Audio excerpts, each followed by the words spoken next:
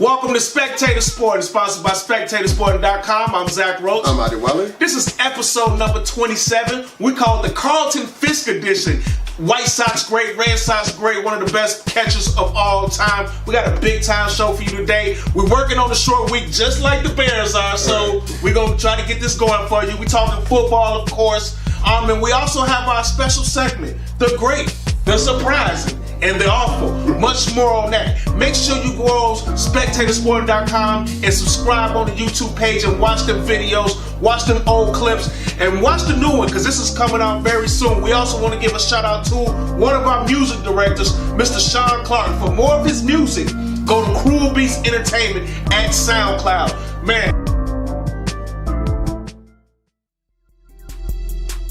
Wow, big time victory. Sunday Night Football, the lights was on, everybody was watching, and the Bears pretty much, I know the score was only 25-20, but they thoroughly dominated that game. What was your thoughts on that Bears-Vikings game? Yeah, coming into the game, the Vikings defensive end, Danielle Hunter, he was second in the NFL in sacks. Also, they get the all-pro defensive end back, Everson Griffin. He's been back into the fold after having a little incident, but he's been playing, and both of those guys combined for 0 sacks against the Bears, okay? You're talking about a team that had 10 sacks. They set a franchise record in the previous week against the Lions before they played the Bears. Mitch Trubisky was only sacked one time in that entire game. Hey, look, you know what? I know Charles Leno Jr., the left tackle for the Bears, and Bobby Massey, they took a lot of heat in the offseason. They just been getting more criticism that they deserve. Hey, you know what? Bobby Massey, he is a free agent after this year. Go ahead, Ryan Pace. Sell that man to an extension. They keep Mitch clean. The only time he really gets sacked is if he's running around like a chicken with his head cut off.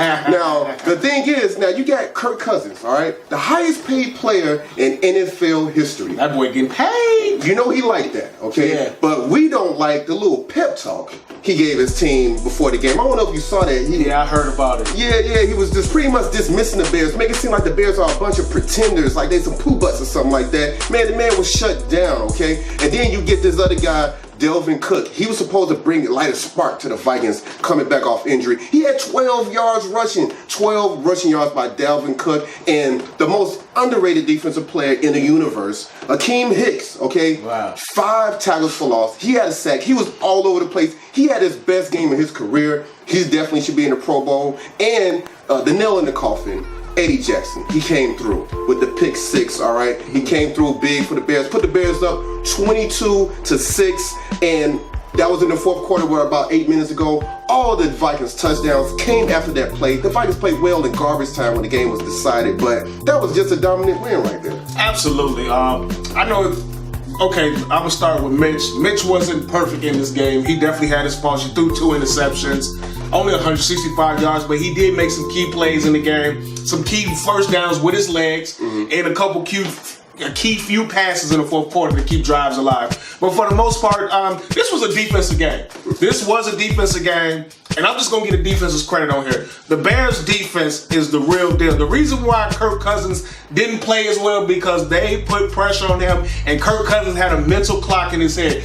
Mac and Akiem Hicks totally disrupted that game. No doubt. I mean, it started with Khalil Mack with the making Dalvin Cook fumble when Minnesota looked like they were about to try to go in for 7, and then Mack said, nope, strip the ball, they got the ball, and it just went downhill for the Vikings after that. And Akiem Hicks was phenomenal. I mean, he totally dominated. The Bears' run defense is phenomenal. It is so hard to run on them up front. When you got in the middle, you got Eddie Goldman and Akiem Hicks. They just destroyed linemen. They just destroyed a brick wall, man. They just destroyed line, and then Mac, you have to double team him. Anybody in the NFL, you cannot single cover Khalil Mack. It's just not gonna happen. I don't care. It's not gonna work. Okay, he's gonna destroy that man. He's gonna get to your quarterback. He's gonna cause fumbles.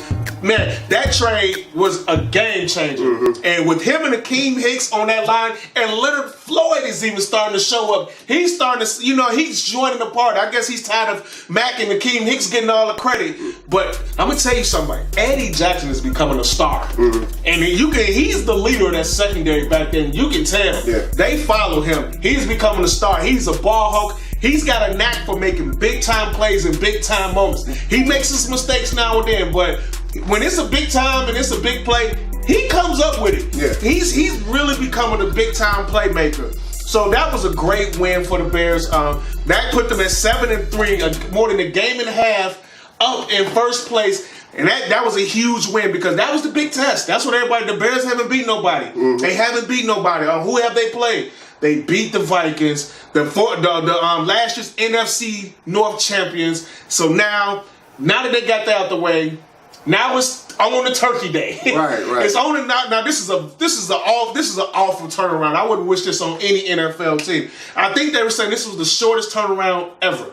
Wow. Ever. Yeah. Ever. I don't know. I could be wrong. Yeah, that sounds about right because you're playing Sunday night. And then you're playing Thursday morning. It's not even Thursday night football. It's not even noon. It's 11:30 in the morning. Right. And the only way it can get shorter than that if you play Monday night football and you play Thursday morning on Thanksgiving. So for getting flexed, they kind of screwed the Bears over a little bit. But the good thing, if they can fight through this and find a way to win and get through this game, they have pretty much a bye and they get a chance to rest up for the rest of the season. But what's your thoughts going to play the Lions for the second time in the third week? Yeah, you know what? The Lions is your classic Dr. Jekyll, Mr. Hyde type team. Mm-hmm. They got blown out by the New York Jets. They got blown out by the Seahawks and the Bears. But the Lions blew out the Patriots, the Green Bay Packers, and they just upset the Carolina Panthers. All those wins came in Detroit. Now, also, you have the guy, the St. Rita, Chicago High School, St. Rita product, Kenny Galladay. That guy is really thriving after the Golden Tate trade. Golden Tate is now with the Eagles. They traded him over to the Eagles, but this guy, Kenny Galladay, he has 14 receptions, 191 yards, and 2 touchdowns in the last 2 games. He's on fire. Matthew Stafford is finding him. And Snacks Harrison, they trade for him before the trade deadline. Yeah. He's starting to come through on the defense. That defense only allowed him 55 yards per game in the last 2 games. So I think they're going to do it again. They're going to try to see if Mitch can beat them, but it's not going to be easy. They're going to try to shut down, put Aiden Nebraska on Jordan Howard and Tariq Cohen. Absolutely. Now, the only thing we do have a little concern, they say Mitch does have a slight shoulder injury, and this is a very short turnaround. Now, the Bears, Matt Nagy came out and said he's optimistic. He hopes he can play. He should be able to play, but we don't know for sure. So they're taking it day by day. Because Chase Daniels, he hasn't started a game since 2014. Right, so that could play a factor in this game. We don't know. But right now, Mitch is a starter. But, if his shoulder's not good to go, the Bears might just say, you know what? This is a short-term run. Let's see if Chase Daniels can get us through this one game, and then you can bring Mitch. Mitch have a whole week and a half, 2 weeks pretty much almost to rest, and get that shoulder right and ready to go. But hopefully he doesn't miss. Hopefully he's ready to go. Yeah, I think he'll come through. Because right now it's crunch time. It's getting, He faced the game against Minnesota. Yeah. I think he'll go ahead and come through. That's going to be tough. But the Lions, you're right on the money. You just don't know what Lions. And they play good on Turkey Day. They play really good on Turkey Day. This is their tradition. So the Bears, they're coming for the Bears, and the Bears pounded them. Last time they played, the Bears destroyed them. So the Lions want revenge. They didn't like it. And so the Bears better be prepared. So with all that being said, what is the key matchup in this game? What do you think is the key matchup? Well, the key matchup right now, to me, I feel like it's going to be special teams. I think Cody Parkey came through big for the Bears. Came through big. That was a nice response. Yeah, he had missed those field goals. And Prater, the kicker for the Lions, that guy, he's consistent. He'll hit a 55-yard field goal, no problem. Okay, so I'm pretty much looking at the special teams. Once again, I said this last game, I always go to it. The line of scrimmage. That's where it starts and ends for me for the Bears. I know the Bears got a lot of new players. They got more talent this year, but it still starts at the line of scrimmage. Defensive line and offensive line, and that's where they dominated Minnesota this past Sunday. They dominated Minnesota on the line of scrimmage. Like you said, they didn't let Mitch really get touched. Mitch had a clean pocket. And on the other side, they were getting after Kirk Cousins. And when the Bears dominate the line of scrimmage, I know Matt Nagy, his offense is great and it's very creative. But the main reason his offense works is because of that offensive line. And the main reason the defense is good is because of that defensive line. So if they keep the line of scrimmage, defense and offensive lines keep dominating, the Bears will win. Who you got? Well, you know what? I'm not tripping like you talking about Mitch Trubisky only do for 165 yards, 2 interceptions. Okay, I'm not tripping. I'm not going crazy over that because the Vikings, they held a guy who I think is going to win the MVP, Drew Brees, to only 120 yards passing, and his only interception this season came against the Minnesota Vikings. So that defense is more than capable, and I'm glad that baby Gronk, Adam Shaheen, is back into the fold. You saw him get that 2-point. He got a concussion though, so he might not be playing. Man, that guy always getting hurt. What's going on? I don't know. He's probably gonna sit out. He probably be sit out, but he did get the 2-point conversion. Yeah. So he's a good weapon. Hopefully, he comes back against the Giants. But you know what? The last time the Bears beat the Lions on Thanksgiving in Detroit, the last time that happened, Jim Harbaugh was the quarterback of the Bears back in 1993. And 93. This guy right here, he's beat me right now with the confidence points. So I went ahead and picked the upset. I picked the Lions. I picked the Lions. And I got them winning 21-17. I gave them 4 confidence points. I picked the upset. I was nervous about this game only because of short turnaround. Just because they got... Look, when you come off such an emotional high victory, I mean, they were fired up Sunday night. The crowd was into it. They put a lot into that game to beat Minnesota. So I was a little nervous. Then you come with that short turnaround on Thursday. Now you got to rev it back up. And the Lions come off a big victory as well, too. And this is a nervous one because, like I said, it's hard to beat a team 2 times in 3 weeks. It's just hard to do. And then we're going to Detroit, and like you said, it's been a while since we beat Detroit on Thanksgiving. But it's a new day. It's a new day. It is a new day. The Bears, I feel like they're ready to go. Their confidence is high, and I feel like they're going to get the job done. It might not be pretty. It gives short rest. It might be a kind of ugly game, but I think the Bears get this done. They get to eat that turkey at the end of the game. Right. 27-17. I gave the Bears 4 confidence points in this one as well. Hey, feel confident on the Bears. I've been bad in my picks, so hey, we might be celebrating on Turkey Day. Yeah, we'll see. You watch a Spectator Sporting on SpectatorSporting.com. When we come back, confidence points and more NFL games. We'll be back.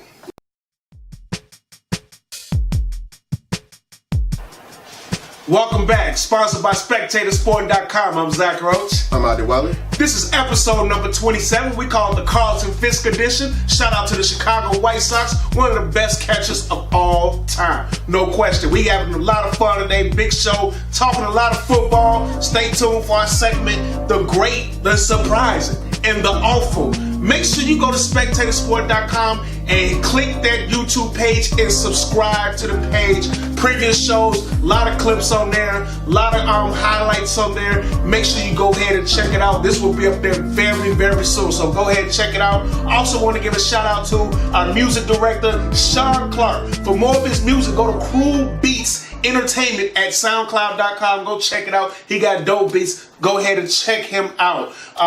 Confidence points. Talk to us about it. Well, yeah, in the NFL Week 11 confidence points pool, this guy beat me again, all right? He beat me 54-41, beat me by 13 points, mainly due to that, the Dallas Cowboys. That was a bold prediction by you. You had Dallas going to Atlanta and beating them, and it was just very funny. It was very ironic that Calvin Ridley had the blunder of the play. Yep. A lot of Cowboys fans, me and you, we thought that the Cowboys were going to draft Calvin Ridley, but they ended up taking Vander Esch in place of Calvin Ridley, and the guy dropped the ball into the arms of Vander Esch, and he intercepted the ball, and that led to a touchdown by Ezekiel Elliott. The Atlanta Falcons really never recovered from that play. I know Julio Jones got a 34-yard touchdown later in the game to tie it, but Dak Prescott just drove on that undermanned Atlanta Falcons defense for a game-winning kick by the guy Brett Maher to win the game. The Cowboys, they just rose from the dead, man. They was dead in the water. They on track. They might win the NFC East now. Well, the NFC East got some issues.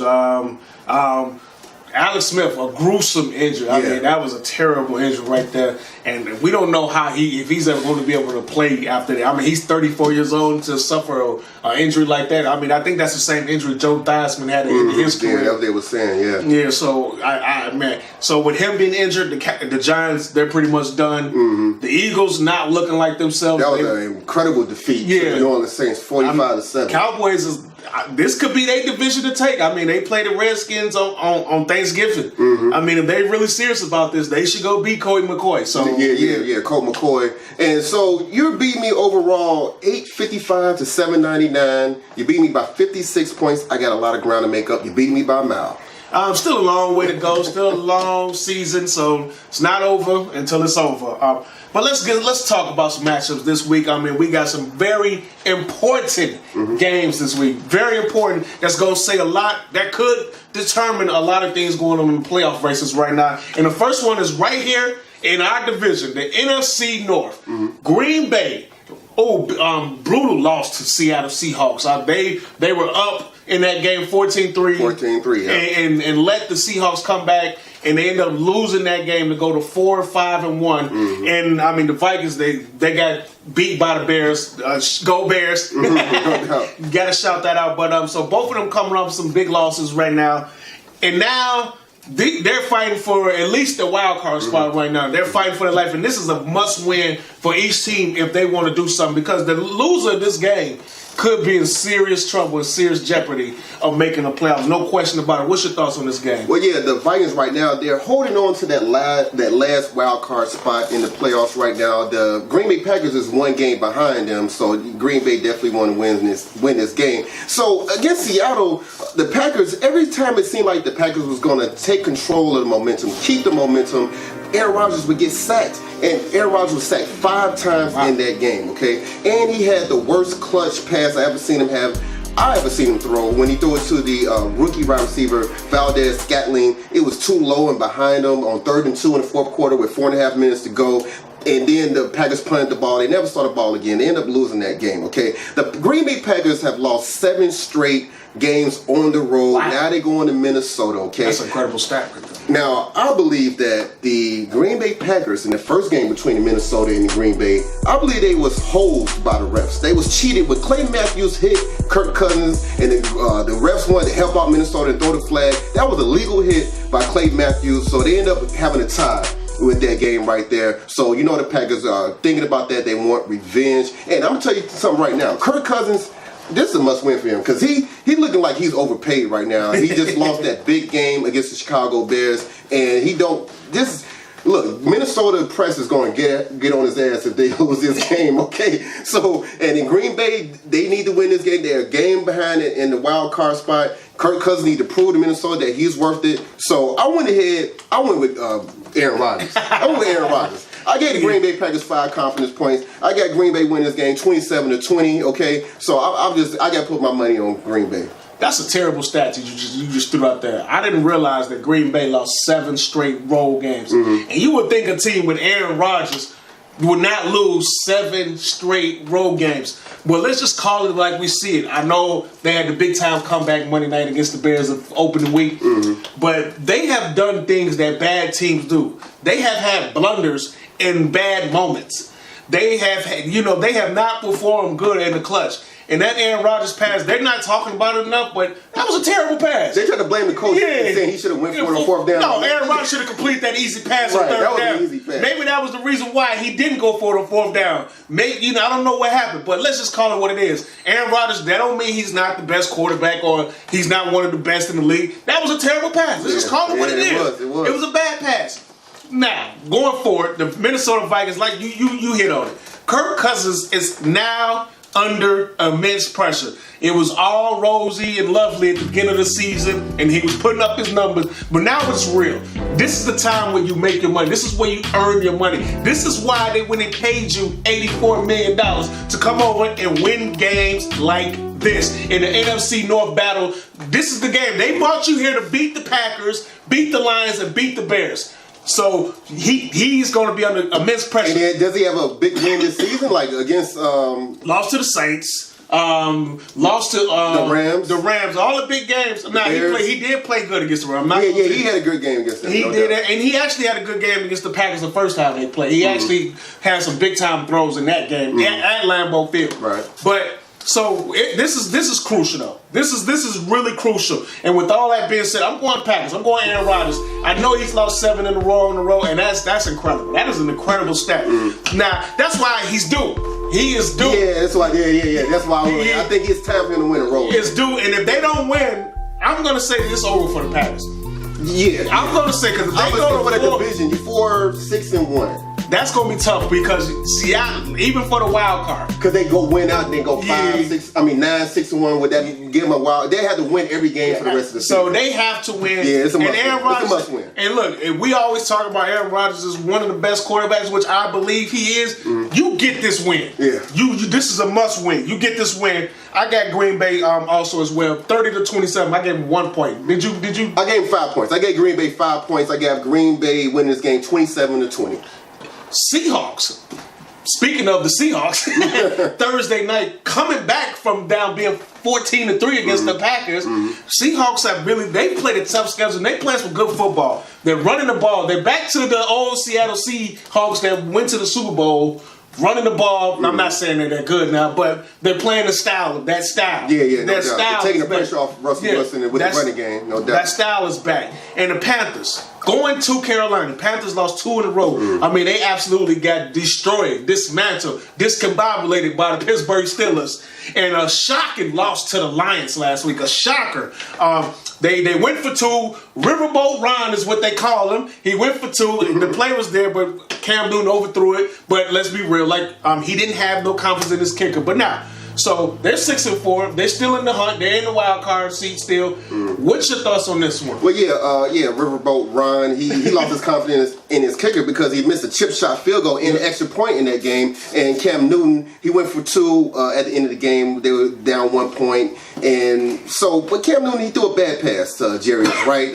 He was off the mark with that. But yeah, the kicker, Gano, he needs to bounce back like Cody Parkey did for the Bears, right? And he's going back home to Carolina. So now the rookie wide receiver, though, DJ Moore, the first wide receiver taken in the draft, he had his best game as a pro. He had 157 yards and he had a touchdown in that game. Now on the flip side with the Seattle Seahawks, Roach mentioned it, the running game for the Seahawks, they're finally having some success after beast mode. Okay, Chris Carson, Russell Wilson, and their first round pick rookie Rashad Penny, they have the Seahawks leading the NFL in rushing yards per game.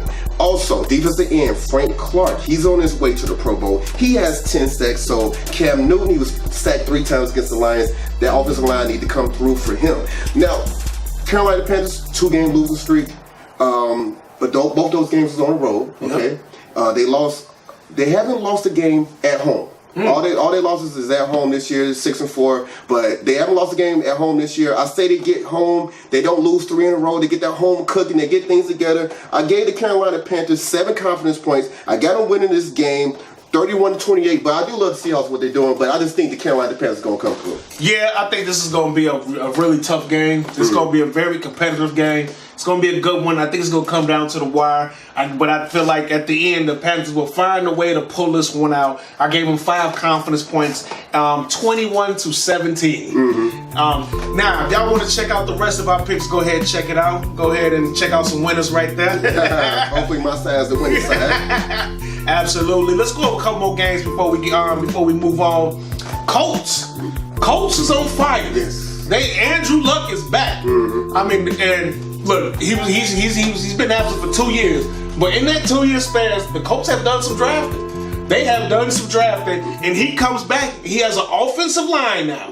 He has an offensive line, and now you seeing him go to work, and now he looks like the Andrew Luck of old. He looked like he is back in top form. What's your thoughts on this guy? Yeah, offensive line. Yeah, they got Quentin Nelson, the Taekwondo master. Okay, this man is doing moves on them defensive linemen. They can't get past him, and that was a shocking win by the Colts. They blew out the Tennessee Titans. That was easy money for the Colts, and Andrew Luck, he only been sacked 10 times this year. The defense is coming up. They have a defensive rookie of the year candidate with Darius Leonard. He's been prime time for them. Malik Hooker's back there. He was a draft pick in 2017. So I went with the Colts, man. But Tannehill is back. Ryan Tannehill is back. But I'm going with the Colts. They're hot. I got to ride with the hot hand. They won 4 games in a row. I gave them 6 confidence points. I got the Colts win this game 30-21. Yeah, I gotta go with the Colts too. I'm liking what I'm seeing from Andrew Luck. He's, like I say, he's returned back to form when they was going to the playoffs. It looks like he's in a good groove right now. Offensive line is blocking for him. T.Y. Hilton is making catches down the field. It looks like even the running game has been okay. I mean, they never have a running game, but even the running game has been okay. And they on a good winning streak, and I feel like they're going to keep it going. I gave the Colts 9 points, and I think they're going to win 31-16. Okay. Pittsburgh. You talk about an escape. Survival of the fittest. Right. I mean, whatever term you want to call it, that's what they did. They found the way to beat Jacksonville because Jacksonville was thoroughly dominating on the whole game. And it would look like that. We looked like we was going to come in talking about how Jacksonville just may have Pittsburgh's number. But Pittsburgh found the way and got out there and escaped with a victory. Well, an ugly victory, but a victory nonetheless. Denver, they're going to Denver. Denver, a huge upset victory on the Chargers. The Chargers have been phenomenal the last few weeks in the league, under the radar, but they have been winning. And that was a big loss because imagine if the Chargers would have won that game. They would be right there with Kansas City. Right. They'd just be a half game back. Yeah, and with a matchup against them again to take over first place. No doubt. Yeah. So that was a big loss for the Chargers right there. So we'll see if they can respond. But what's your thoughts on this Pittsburgh going to Denver? Well, you know what? The Broncos is one of my most disappointing teams in the league right now. I thought they had enough. You know, Case Keenum led the Vikings to the NFC Championship game last year, and then John Elway signed to the $20 million deal. And, you know, they have a good defense and everything, but they're still dangerous, though. They're not going to make the playoffs this year, but they can play spoiler. They can. And you know, Case Keenum can get it going. Emmanuel Sanders, he can light it up. Okay, you still got Von Miller there, but I'm going with Big Ben. I know they're in Mile High, but I'm going with Big Ben. I'm giving them 8 confidence points, and I got them winning this game 26-20. It's time for James Conner to wake up. You know, the Denver defense, one weakness they do have is the run game. They don't play the run very well. So James Conner get ready to break out. He had the last couple of games being kind of below average for him. I think he's going to break out. This is going to be a tough game because you're on the road at Denver, the weather, the altitude, everything that goes with the playing at Mile High. Right. Denver's going to come fired up. This could be a trap game, but I'm going to go with the Steelers. I feel like Big Ben, look, the beginning of the season, it was all turmoil. Oh, it's over in Pittsburgh. They need to fire Mike Tomlin. Look, Mike Tomlin is a great damn coach. Put some respect on his name. That man has did nothing but win games. He's got the Pittsburgh Steelers consistently every year in the playoffs. It's just hard to do that. No doubt. And I know only his one fault is he can't beat Belichick. That's his one fault. But other than that, I mean, his track record, any team would take. Yeah, I don't pay attention to all that drama and distraction stuff. But all that was going on, and then all of a sudden they're back. Now they're back in first place. Trying to get a bye week. Trying to get a bye week. Yeah. I'm going Pittsburgh. I feel like they're on the road. They're grooving right now. And that escape from Jacksonville might help them out to realize, okay, we need to come on. Ready to go. Yeah. I'm going to give them 7 confidence points. I got them winning 27-17. Okay. You're watching Spectator Sporting on SpectatorSporting.com. When we come back, it's the great, the surprising, and the awful. We'll be back.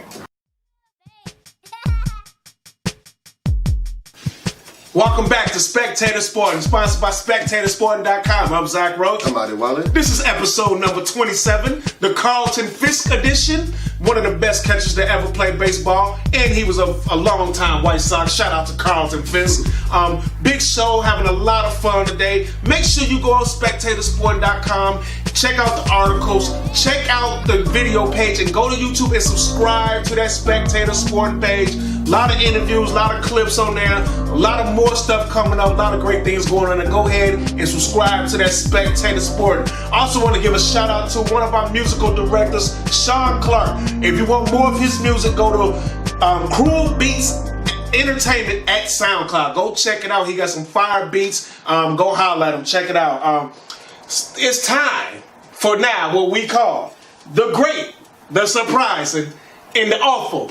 So I'm going to do a little different twist on this. Okay. What's been awful? What's been awful? You know what?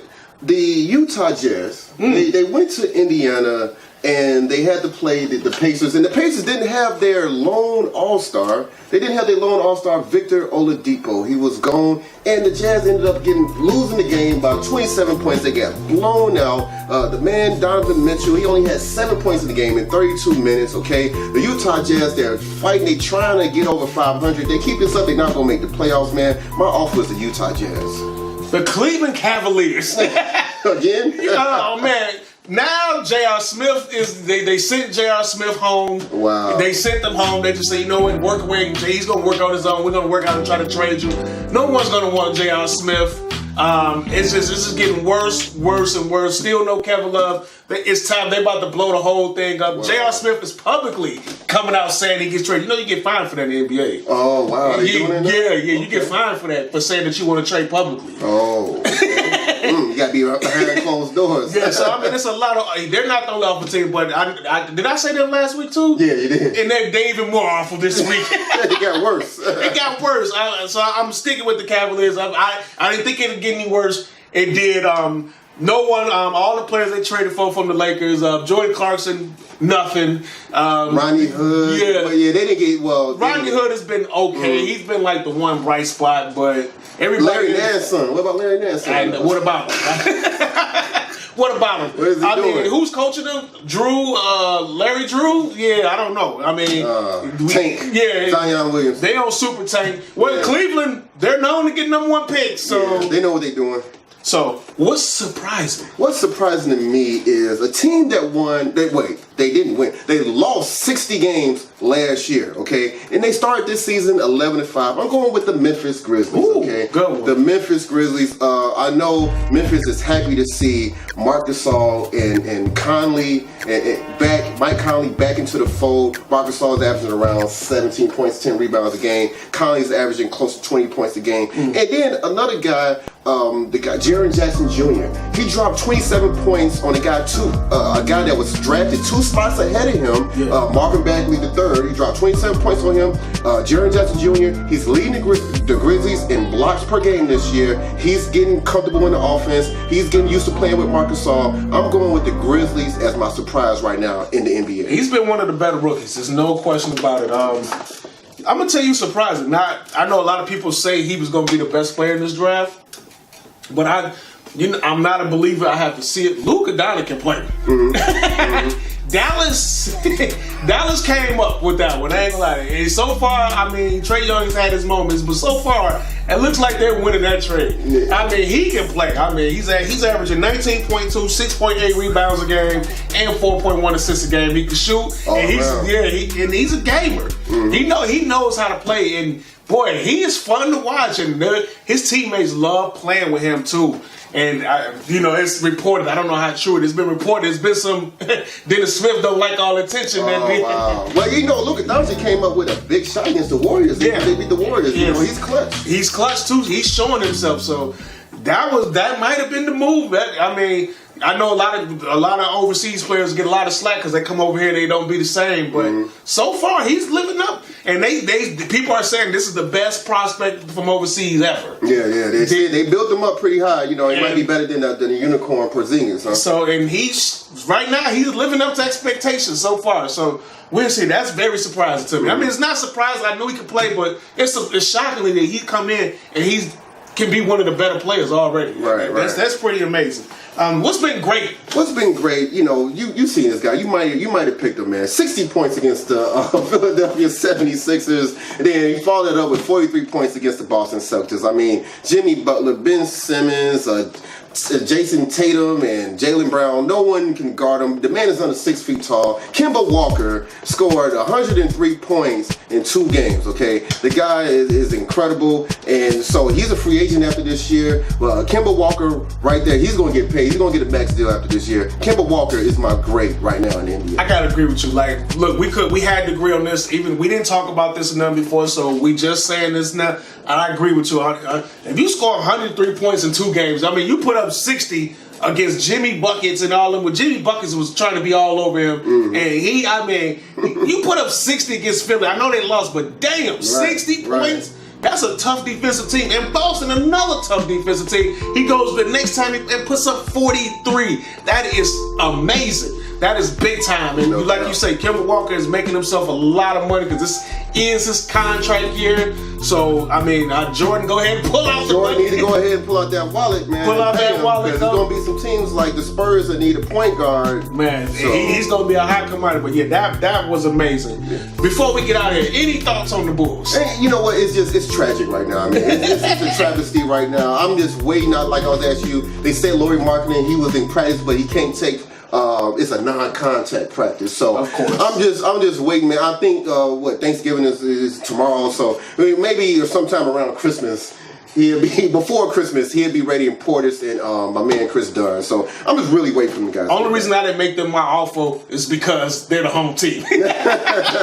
But they've been awful as well too. Yeah. They just as been bad. They've been just as bad. Getting blown out. Yeah, I mean, it's one. I get it. They got injuries, but it just don't look like they're not competitive. Mm-hmm. I mean, anytime. Look, let me tell you what happened to them this year. They got blown out by. They let somebody score 52 and break the 3-point record on them at their court. Then they played Milwaukee. They went up 20 and lost by. yeah, lost by like 20. Yeah. It was up 20 and lost by 20. That's insane. So it's just look. Listen, that team. I don't know.